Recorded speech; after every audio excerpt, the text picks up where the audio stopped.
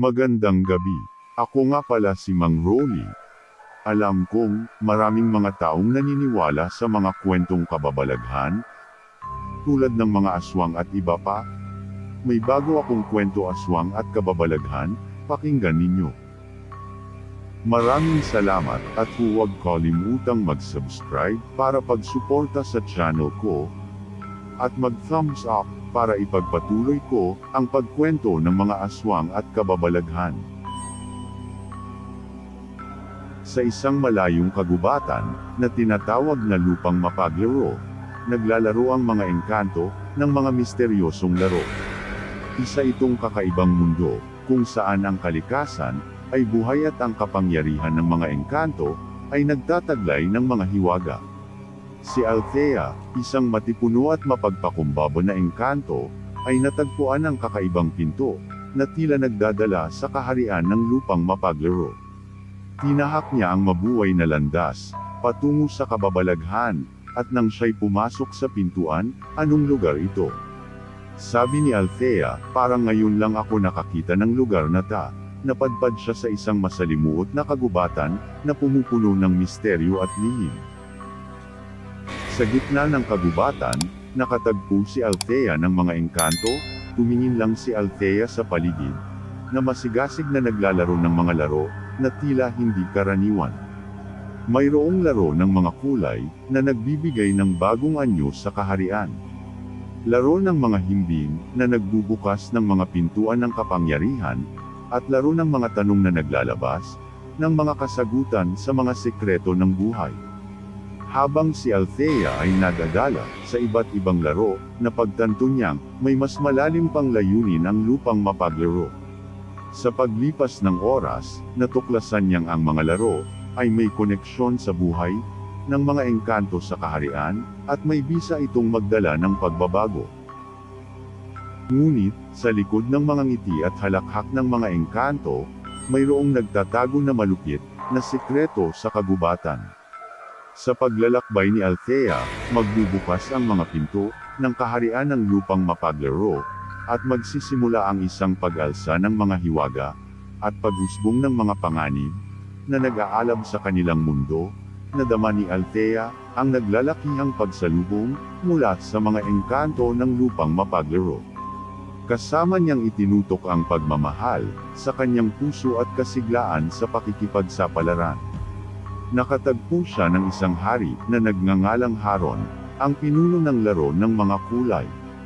Maligayang pagdating, Althea, bati ni Haring Haron. Ikaw ay hinihintay namin. Ang iyong pagdating ay naghuhudyat ng malaking pagbabago sa ating kaharian.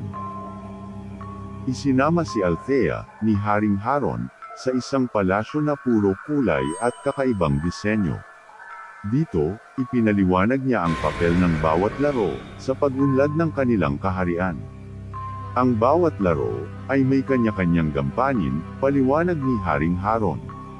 Sa pamamagitan ng laro ng mga kulay, pinapakita natin ang kagandahan ng pagkakaiba-iba.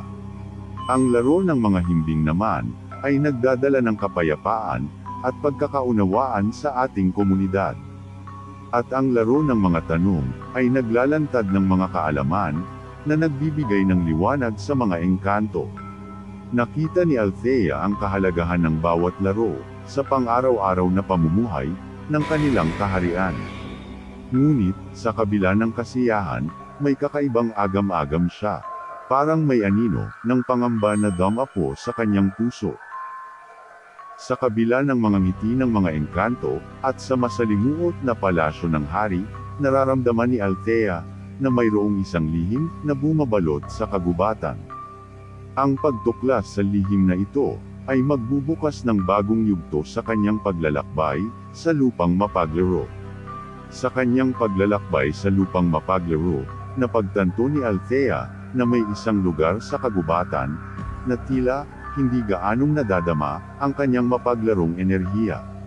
Isang lugar na lihim na kilala bilang ilalim ng mapaglarong buwan. Sa harap ng pintuan ng lugar na ito, nag-aalab ang malamig na kidlat at kakaibang sigaw ng mga nilalang na naglalaro roon. Tila'y isang misteryosong imbitasyon na hindi matanggihan. Tumapak si Althea sa pinto, at sa pagpasok niya, napagtanto niyang, ang lugar na ito ay naiiba sa ibang bahagi ng lupang mapaglaro. Ang ilalim ng buwan, ay puno ng kakaibang laro, na hindi pa niya nararanasan. Isang grupo ng mga engkanto, ang bumungad sa kanya, na nagtataglay ng mahiwagang mga card, at mga itim na uniforme. Maligayang pagdating, Althea, sabay sabi ng kanilang leader na si Reyna Mysteria. Naghahanap ka ba ng mga sagot sa mga tanong mo? Ang Reyna Mysteria, ay nag-ayos ng isang laro na tinatawag na, kakayahang Pomredicta. Dito, kailangan ni Althea, na suriin ang mga nakatagong lihim, sa ilalim ng buwan, at hanapin ang tamang sagot sa mga misteryosong tanong, na ibinibigay ng mga engkanto. Sa bawat tanong na nasa sagot ni Althea, mas lalong lumalalim ang kanyang pangunawa sa kaharian. Ngunit sa bawat kasagutan, lumilitaw ang isang matindi, at malalim na misteryo, na may kinalaman sa ilalim ng mapaglarong buwan. Ang kanyang paglalakbay sa lupang mapaglaro, ay nagiging mas masalimuot at puno ng pag-aalap. Sa kanyang paglalakbay patungo sa paglutas sa misteryo sa ilalim ng mapaglarong buwan, nadama ni Althea ang pangangatol ng kanyang puso. Kasabay ng pag-aalab ng kanyang pagtataka ay ang pangangailangan na alamin ang lihim na itinatago ng lugar na ito. Naharap si Althea kay Reyna Mysteria, at sa bawat sagot na kanyang ibinibigay, mas lalong napapalalim ang misteryo. Althea, ani Reyna Mysteria, ang ilalim ng mapaglarong buwan, ay nagtataglay ng kapangyarihan, na kayang baguhin ang kapalaran ng ating kaharian. Sa gitna ng dilim, at mga kakaibang silahis ng buwan, ipinaliwanag ni Reyna Mysteria na ang lugar na iyon, ay hindi lamang isang puok ng katuwaan, kundi isang sentro ng kapangyarihan, na maaaring maging daan tungo sa pagbabago o kaguluhan. Ang iyong pagdating ay nagbukas ng isang panibagong yugto, para sa ating kaharian, patuloy ni Reyna Mysteria.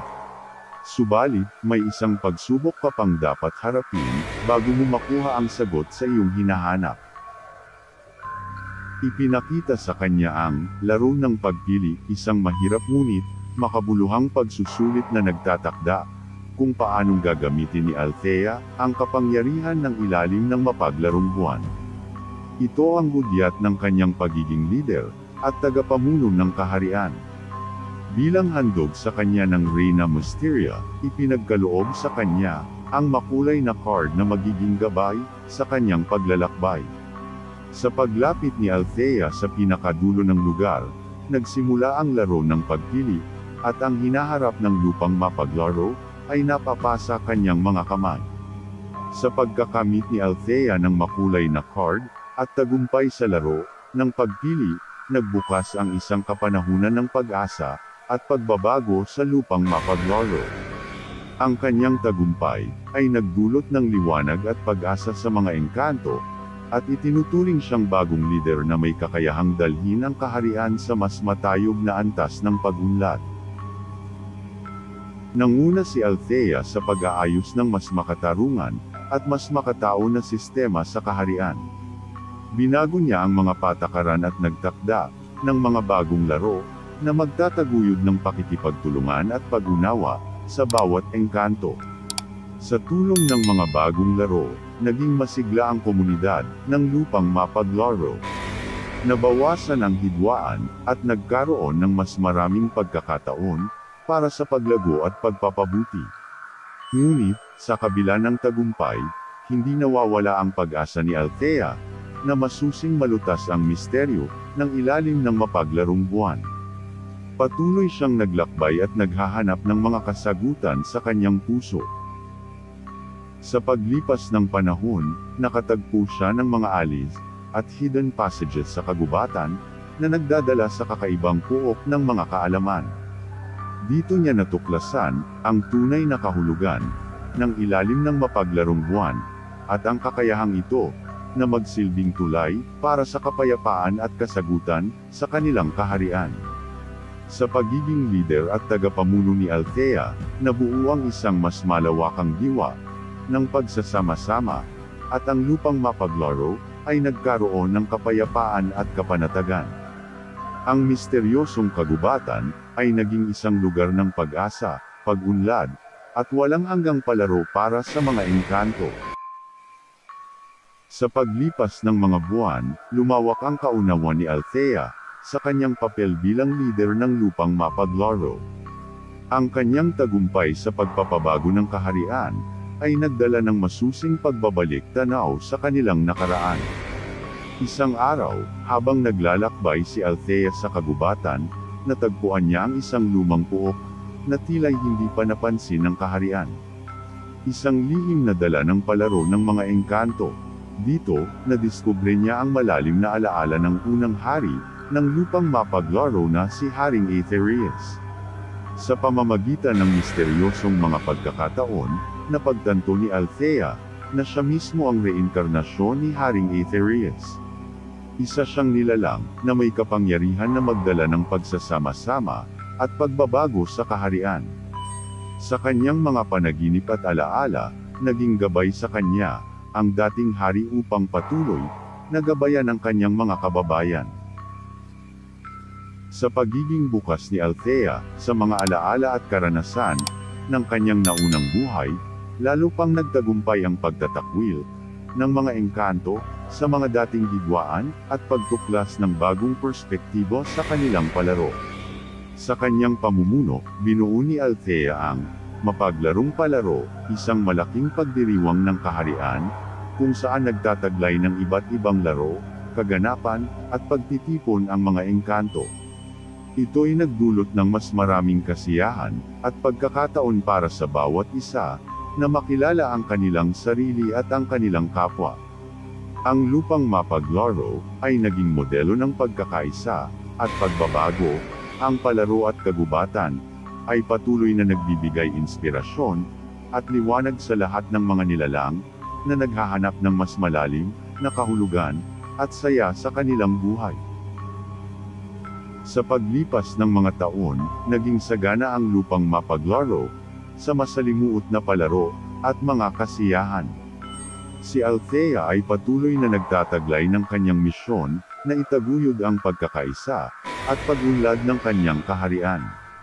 Sa pangunguna ni Althea, na itatag ang walang hanggang palaro, isang tradisyon na naglalaman ng mga laro, na nag-uugma sa kakaibang kapangyarihan ng lupang mapaglaro. Ito ay nagdudulot ng kaligayahan, pagtutulungan, at pagpapabuti sa sarili at sa kapwa. Sa kaharian, may isang misteryosong lugar na tinatawag na puok ng kakaibang paglalakbay. Ito ay isang portal na nagdadala sa iba't ibang dimensyon ng kasiyahan, kung saan maaaring maranasan ng mga engkanto, ang mga palarong nagmumula sa iba't ibang kultura at mundo. Habang lumilipas ang mga palaro at pagdiriwang, nadama ni Althea, ang masidhing pangangailangan na ituro sa mga kabataang engkanto, ang kahalagahan ng pagkakaisa at pag-aalaga sa kalikasan. Itinaguyod niya ang edukasyon at pagsasanay, sa kanilang kaharian, na nagbigay daan, sa pag-usbong ng mga bagong lider, na magbibigay ng patuloy na gabay sa hinaharap. Sa bawat palaro at pagdiriwang, lumalakas ang kanilang kaharian, at ang diwa ng pagsasama-sama. Ang lupang mapaglaro, ay naging isang modelo ng makulay na pagsasama, kung saan ang bawat engkanto, ay may bahagi sa pag-usbong at pag-unlad ng kaharian. Ang palaro ay hindi natatapos kailanman, at ang kaharian, ay patuloy na lumalago sa walang hanggang, pagsasama at pagmamahalan. Ito'y naging isang mapayapa, at masiglang lupain ng mga engkanto, kung saan ang mga misteryosong laro, ay naging sandigan ng pagkakaiba-iba at pagkakaisa. Sa paglipas ng mga panahon, nagtagumpay si Althea, sa pagpapalago at pag-unlad ng lupang mapaglaro. Ang kaharian ay puno ng kasiyahan at kapayapaan, at ang mga engkanto, ay nagtutulungan upang mapanatili ang magandang kapanahunan. Subalit, may isang lihim na nagpapatuloy na bumabalot sa kaharian, at ito'y isang mapanganib na puwersa, na nais ng masamang puwersa na sirain ang kapayapaan. Si Althea ay nababahala at naglakbay patungo sa puok ng kakaibang paglalakbay, upang haglapan ang mga sagot sa misteryo ng kanilang kaharian. Sa puok na iyon, nagtagumpay si Althea na mahanap ang librong naglalaman ng sinaunang mga propesya at talaan ng mga ninuno. Nakatuklas siya ng mga babala tungkol sa mapanganib na puwersa na maaaring bumawi sa kaharian ng lupang mapaglaro. Dahil sa kanyang pangangamba, nagsagawa si Althea ng pulong ng mga lider at tagapamuno sa kaharian. Isinama niya ang mga pinuno ng mga laro at mga alagad ng kaharian upang magtulungan sa pagharap sa darating na panganib. Isinagawa ang isang malaking pagsasanay at pagsasanib puwersa ng mga engkanto para mabuo ang pakpak ng pagtutulungan, isang mahiwagang bagay na magbibigay ng lakas at proteksyon sa kanilang kaharian laban sa masamang puwersa. Sa pagtutulungan ng mga engkanto, nagsanib puwersa sila para sa nalalapit na laban. Ang kaharian ng lupang mapaglaro ay hindi nag-atubiling humarap sa pagsubok at inilaan ang kanilang puso at espiritu para sa kapayapaan at kapanatagan ng kanilang tahanan. Ang kaharian ay naghahanda at ang pagsilang ng panibagong kapanahunan.